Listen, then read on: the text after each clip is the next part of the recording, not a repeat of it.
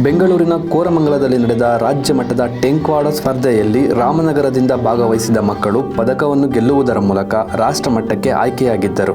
August 1ರಿಂದ 3ರವರೆಗೆ ನಡೆದ ರಾಜ್ಯ ಮಟ್ಟದ ಸ್ಪರ್ಧೆಯಲ್ಲಿ ಗೆದ್ದ ಮಕ್ಕಳು ಆಗಸ್ಟ್ 16ರಿಂದ 18ರವರೆಗೆ ನಡೆದ ರಾಷ್ಟ್ರ ಮಟ್ಟದ ಟೇಕ್ವಾಂಡೋ ಸ್ಪರ್ಧೆಯಲ್ಲಿ ಭಾಗವಹಿಸಿ ಅಲ್ಲಿಯೂ ಕೂಡ ಪದಕಗಳನ್ನು ಗಳಿಸುವ ಮುಖಾಂತರ ಸಾಧನೆ ಮೆರೆದಿದ್ದಾರೆ.